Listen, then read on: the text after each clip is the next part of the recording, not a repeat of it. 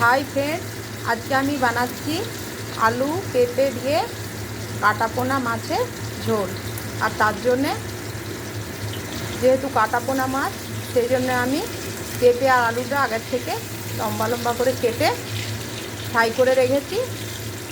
আর মাছগুলো বেশ ভালো করে সুন্দর করে ভেজে নিচ্ছি। এক পিঠ ভাজা হয়ে গেছে, আরেকটা পিঠ ভাজছি।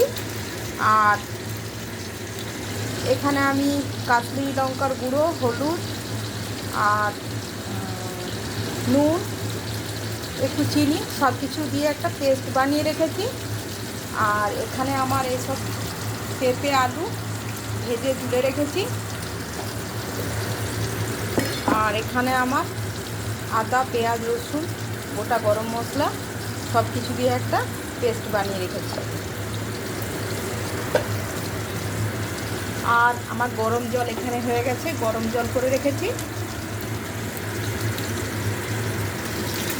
রান্নাতে কালারটা ভালো আসার জন্যে তোমরা গরম জল ইউজ করতে পারো।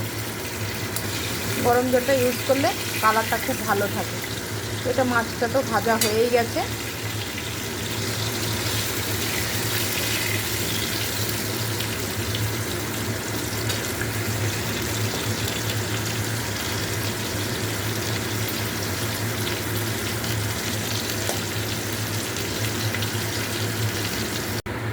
তো মাছটা ভেজে তুলে নিয়েছি।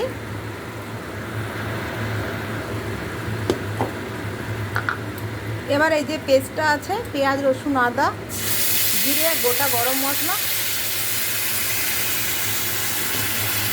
সব আমি দিয়ে দিলাম।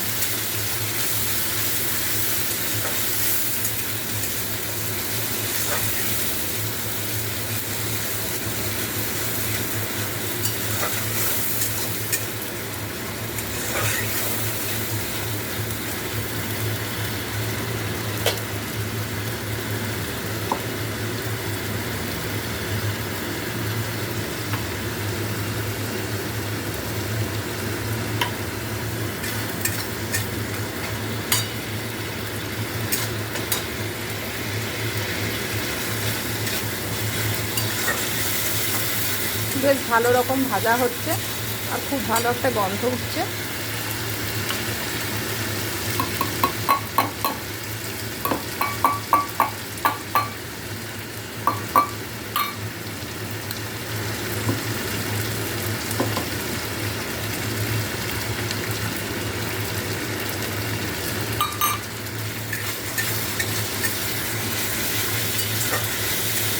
এটা খুব ভালো মতো ফ্রাই হয়ে গেছে। এবারে এটা সব কিছু মিশিয়ে এটা দিয়ে দিলাম। এটা ততক্ষণ ফ্রাই হোক।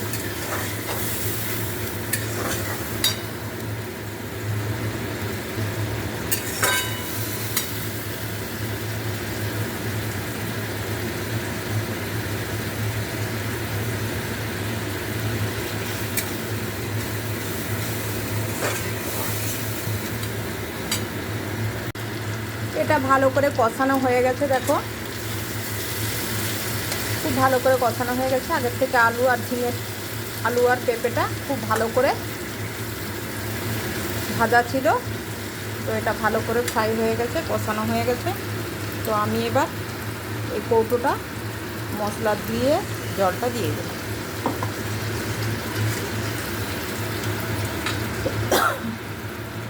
এবার বাকি যে জলটা আছে এই জলটা আমি দিয়ে দিলাম।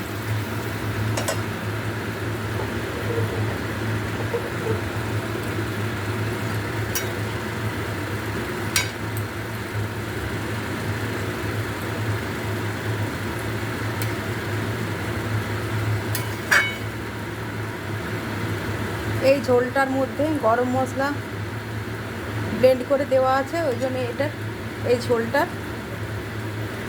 ফ্লেভারটা আমার খুব ভালো লাগে। গরম মশলার ফ্লেভারটা আমার এমনিই খুব ভালো লাগে। এবার এই ঝোলটা ফুটলে মাছটা আমি দিয়ে দেবো। অনেকে গরম মশলাটা নামানোর সময় দেয়, আর আমি গরম মশলাটা আগেই দিয়ে দিই। শীতের সময় হলে একটু ধনে পাতাও এর সাথে দিতাম। ঝোলটা মিনিট 5 এটা সেদ্ধ হোক। তো 5 মিনিট ফোটার পরে আমি দেখি যে আলুগুলো আর পেঁপেগুলো সেদ্ধ হয়েছে কিনা। হ্যাঁ, সেদ্ধ হয়ে গেছে।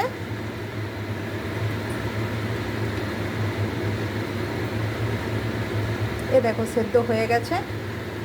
এরপরে আমি মাছগুলো এর মধ্যে দিয়ে দিই।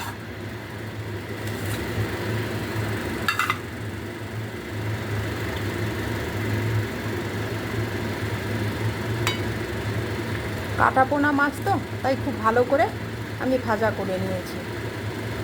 যদি জ্যান্ত মাছ হতো তাহলে এতটা ভাজতাম না, হালকা করেই ভাজতাম ঝোল বা ঝালের সময়। যেহেতু এটা কাটাপোনা ওই জন্য ভালো করে ভেজে নিয়েছি।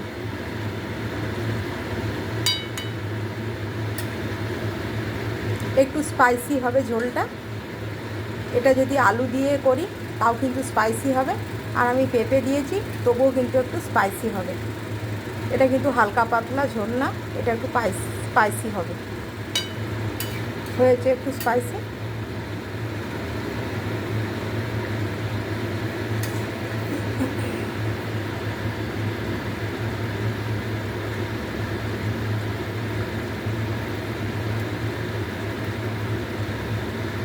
তো ঝোলটা ফুটে গেছে আর মাছগুলো এর সাথে ভালো রকম ফুটে গেছে আর নরম হয়ে গেছে।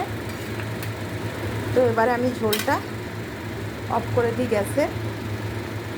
ঝোলটা হয়ে গেছে।